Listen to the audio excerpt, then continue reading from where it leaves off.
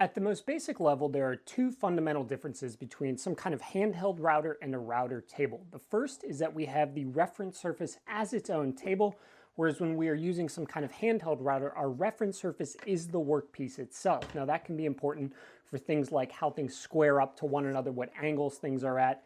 A piece of wood, if it's not flat, if it's wonky, rocking all over the place, is a problematic reference surface. On a router table, however, we generally have a nice, flat, stable reference surface. The second difference is that when we are using a router table, we are manipulating the workpiece itself. The motor is held in place, the bit is held in place, and we are simply moving the workpiece around that. When we are using some kind of plunge router, everything relies on this being held still in some particular way so that we can move the router around the workpiece. Now, I'm sure you're already picturing in your mind there are some problematic things that arise from doing that versus doing this, and that's probably why you're here. For most people, I'm going to just say up front, I think it's closer to a luxury item than a necessity. For some people, it will be absolutely essential to what they're making. These are not in any particular order because I don't know what you make. We all make different stuff, so some of these may be very important to you and others may be totally unimportant or even a drawback. So here's my list. Reason number one is that we get a fence on a router table. Now we do have access to things like edge guides on the plunge router and the trim router, so it's not impossible to set up a bit a specific distance from the edge and cut like that. I think it's just much more convenient and much easier to get accurate when you have the ability to just kind of move your fence a little bit left and right. You can easily reference off an edge, anything like that. The fence is a huge bonus. We can also then make vertical cuts. We can take a workpiece and place it up here if we wanted to do something like that. We just simply can't do that with our plunge router. You could try. There are ways to sort of balance these things on the edge for cutting mortises and whatnot, but much easier to do this with a router table fence. So the fence for me is a huge one. Absolutely love the stability it gets and just the accuracy that then I can dial in using the kind of known distance to the center of my bit.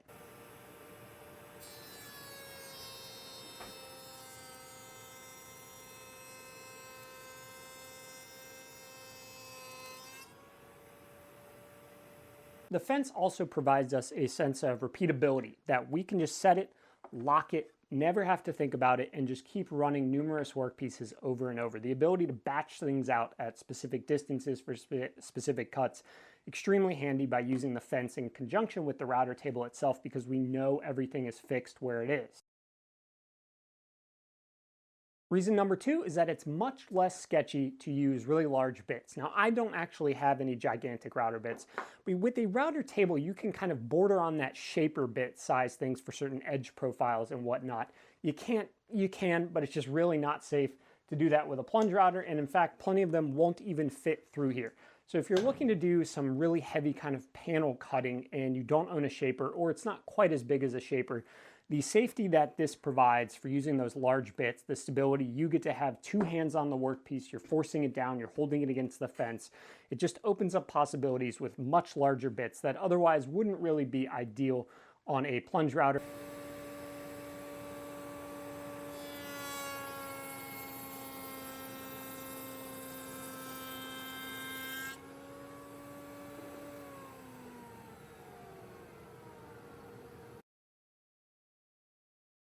The next reason is that most miter tables have a miter slot, which allows us to make a variety of jigs. Box joint jigs, spline jigs. I love the look of the little dovetail splines.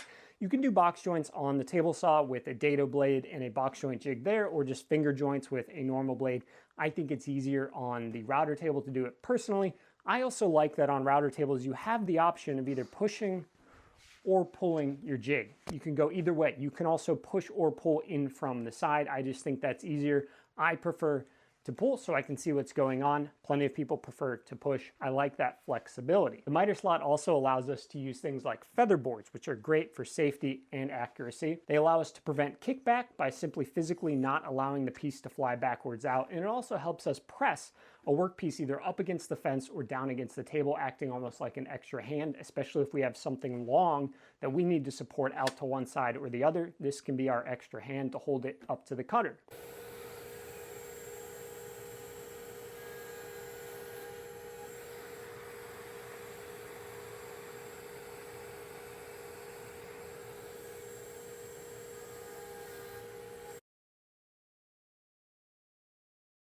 Now, the single biggest thing for me that a router table provides is it allows me to use router bits and router style cuts on tiny work pieces. These are just not safe and sometimes not even possible to do with a full-size router. And even in many cases, a trim router, I added my first one the other day, is still simply too big to do certain tasks. Remember, if we're using some kind of handheld router, the workpiece has to be held down on something. And oftentimes that means putting a clamp on it or pinching it inside of something. We can't put a clamp on this and still somehow try to manipulate this. I mean, it's the size of the bottom base here.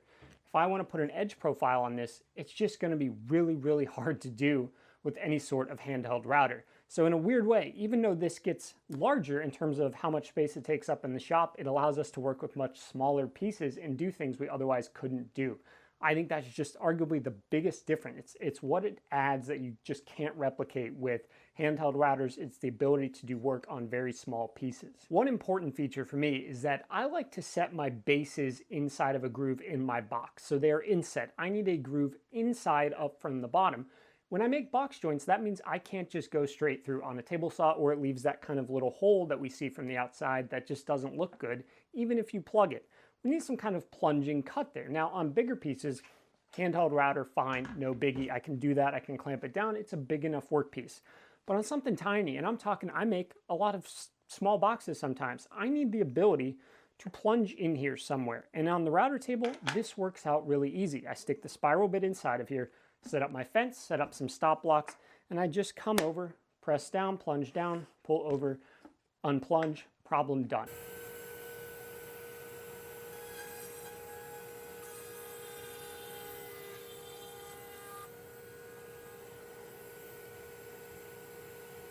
That is an operation that I would have to otherwise do with something like a chisel and a router plane and something like that. It's just not something I can do on the table saw, and none of these are all just way too big for that kind of task. So for me, that is one that is absolutely vital. But if you're not a box person, that may not be of interest to you, but do know that you can make plunge cuts on router tables. It's a different skill and you have to get used to it, but it's absolutely doable. So if you're doing any kind of plunge work, don't be worried that you won't be able to do anything with this. Now, two of the most common things done on routers and router tables are edge profiles and then flush trimming, where we use some kind of bearing guided bit to copy one shape of work onto another workpiece, something that hasn't been cut out. We need them identical, and this allows us to essentially just template trace around it. Now, the router table provides the ability to do that on most workpieces much easier, in my opinion. Almost all of them, even just the faceplate, if you buy it, come with this guide pin.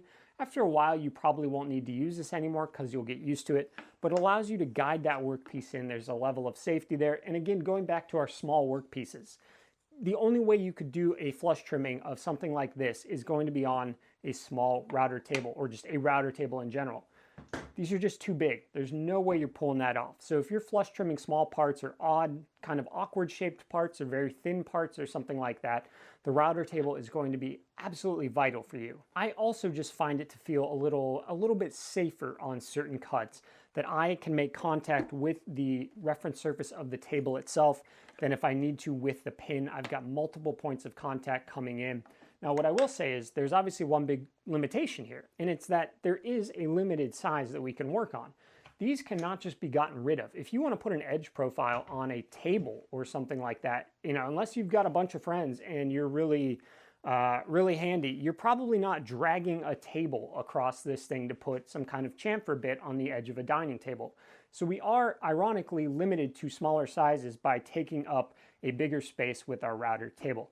So you're going to still need some kind of plunge router for certain things of larger sizes, but for smaller things, there's no way to replicate it but the router table, in my opinion. And I think this little guide pin is just incredibly useful for people starting out, and most router tables and router table faceplates should have one.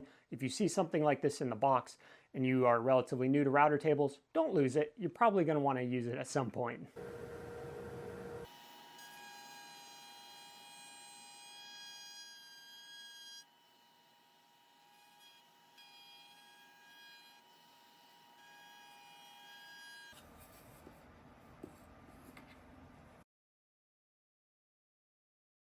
Another place where the router table really shines is doing bulk batches, and especially bulk batches of small things. I make a lot of dowels. I will cut out thin strips on my bandsaw, but they're still just squares. They're really rough. I could, of course, pound a bunch of them through one of those metal plates and okay, they're gonna come out pretty rough. Or I can set up everything with the fence, the edge profile bit, and a featherboard, and I can just run these through over and over, through once, rotate, through once, rotate, all four sides, boom, on to the next one.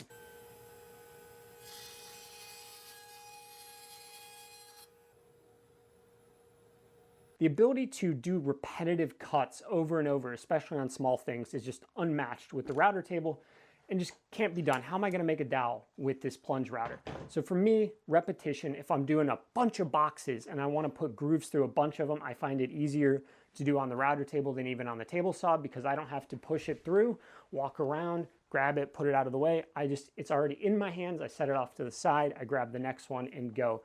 So for me, the ability to do repetition, especially on small things, absolutely a key feature of this. And if you're the kind of person that makes, let's say, you're batching out a bunch of boxes as gifts, there's a good chance this thing is going to come in real handy. Now this next one is going to really depend on what router table you have or what plunge router you have or vice versa. And it's going to be dust collection. Now on most router tables, the fence itself is going to have one dust port. Fine, cool. It's okay, it's not great. Most of these don't have anything. You can buy some aftermarket ones that will kind of screw onto here, and then some really nice routers have their own built-in one. They're still not great for dust collection. Routing is very dusty. Now, with a router table like the Craig, I have built my own box underneath because one of the core problems is that on plenty of cuts, the dust is not coming backwards to go out through this dust chute here. It's going straight down the bottom. So these can be extremely dusty or extremely good at dust control. If you buy more expensive router tables, you can often buy a dust shroud that goes underneath. Like I said, I made my own. With the setup I currently have, I get little to no dust going all over the place. Prior to building the thing on the bottom, dust all over the place. But I always got dust all over the place with this thing.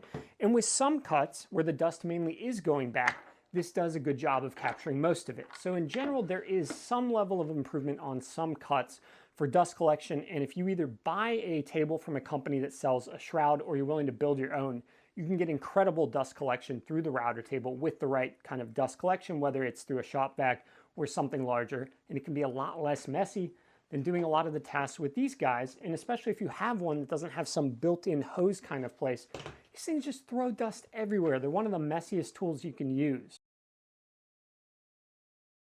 Now, not every router table is going to have this, and not every person is going to need this, but a lot of router tables come with a way. On the Craig, it is these little plastic bars to offset one of the faces so that we can do some edge jointing. Now, for me, I didn't have a jointer until like a few months ago. It was one of the last main tools I bought. Now, oftentimes I would edge joint on the table saw with a tapering jig, but I didn't always have that either, and I would use this to edge joint boards, and it leaves an incredibly crisp surface because a lot of router bits leave very smooth, very clean surfaces. So if you have a small shop, you don't have a jointer for whatever reason, maybe you don't want to do it or it's just not working out well on the table saw, the Craig especially, and I know some of the others, have the ability to offset one of the faces with some careful setup so that you can do some edge jointing. Now, it does require setup. It's not like just shove this thing in there and set it, just leave it wherever and go. It is a little trial and error, but once you get the hang of it, it's actually a rather efficient way to do some edge jointing, and you will get basically a glue-ready surface right from the edge. So that's a bit of a bonus. It's not one of the core functions, I'd say, but obviously it's useful enough that Craig themselves provide these little bars to do it.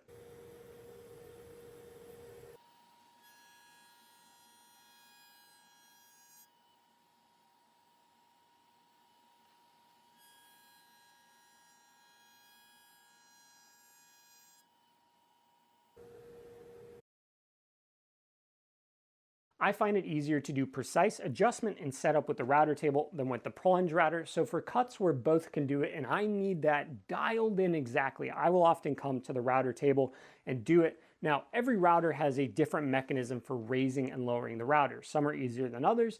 I went and I bought a router lift. So that is not going to come with most router tables. It's a totally separate purchase, so don't consider that to be part of it. But I just in general find it to be a much more user-pleasing, user-friendly experience to be able to have your workpiece on the reference surface, raise and lower the bit to it, move the fence to it with the bit in place. All of these things can be done with your plunge router, your trim router, and your edge guide, and your depth guide, and all of that. But I think in general, just the the ease of getting to a precise depth I find just simpler on here. Not something you can't do with this, but a convenience factor that I really appreciate. And I also think the ability to just micro adjust by a little bit is really nice. Now, higher end router tables often have the fence on a fixed guide, and they'll often have some little micro adjust mechanism in the back. With the Craig here though, I just kind of like tap it and it works fine, and I can adjust just by a hair. Anyone who's used the Bosch Edge guide will know that this thing can be a bit of a nightmare in terms of micro adjust due to this spring mechanism, and it can slip. Maybe other brands are better, but the Bosch one, yes, this is essential for me for a lot of things, but that thing is a bit of a nightmare. With this though, I can so easily just micro adjust this back and forth. And yes, the depth guide, all of that works very well on here. There's just something when you're doing like box joints that's really nice about being able to just put it on the table and have your finger over it and feel to make sure you're in the right spot. There are three final things here I want to discuss. Now, the first of them is going to be, do you buy a router table or do you build your own? A lot of people will buy a faceplate or just a router lift in general and then make their own table using either MDF, plywood. Some people put it in their workbench, stuff like that. That's going to be dependent upon your situation. Some table saws have the ability to put one on the end of the table saw. I think that's super cool. I obviously went with the pre-built Craig version. It takes up more space, and that's going to be a big downside. Storing this little guy, I can put this on a shelf. This had to take up a whole end of my workbench. I'm not able to use a tail vise on my workbench because the only place this could fit where I could get access to it and I could get a dust hose to it was on the end of my workbench. It's not tiny. It's not big like a full-size standing one that's going to have to go up against the wall or something, but it's pretty darn close to that. So if you're working in a tiny shop, you need to make sure that the benefits you're getting from this are significant enough over just using a plunge router, because you are going to take up valuable real estate. Now this guy runs about, I don't know, 250, 270. I think I bought it for something like that a long time ago. And it does come with their own faceplate, which, like I said earlier, your fixed base router bottom will attach to these. A variety can do that. Absolutely love this table, but you can just buy this. Now you have to do the cost analysis yourself, because at the end of the day, this may end up being cheaper than building your own. However, if you want to put it in a bench because you want to have a giant workspace, then this just doesn't make sense for you, and you should just buy a faceplate, either build your own fence or buy a fence mechanism. A lot of them run on T-Track, so you can buy T-Track. This one doesn't, so don't buy this if you think you can put it in T-Track. It actually just runs in 2 open slots. But there are a variety of ways to build your own. I wouldn't be interested in personally buying anything smaller than this. I already wish I had a bigger one, though I'm content with this size. I think the tinier Ryobi one is really stretching it in terms of kind of usability at that size. Now, if you're buying something for a trim router, I understand it being tiny. You're wanting to do relatively light duty kind of tasks on that.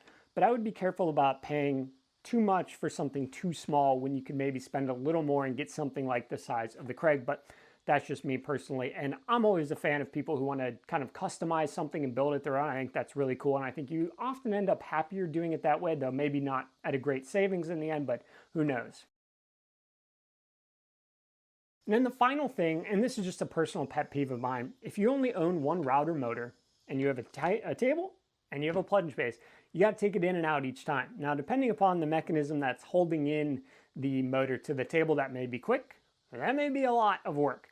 For me, in this Craig router lift, which again is not the same as the plate that comes with this thing, you have to take out this whole lift, unscrew the thing, take the router out back and forth. Okay, first world problems, I get that, but it is a total pain. So if you are someone who doesn't like doing a bunch of setup work, you're either going to need to buy a different separate router to just kind of keep out separately, or you're going to have to just suck it up and deal with moving this thing back and forth all the time. Like I said, minor problem, but you kind of start to realize it after a bit. Well, that's going to do it for me today. I hope this has given you some information to help make up your mind on whether or not to buy a router table. I consider mine now to be very, very important in my shop, but I think for most people, they're closer to luxury than they are an essential, though I do think over time you find more and more ways to use it, and you become much more comfortable with using it and doing certain tasks here that you otherwise would have done with this guy that maybe just felt a little sketchy using the plunge router. All right, thanks for joining me today. Bye.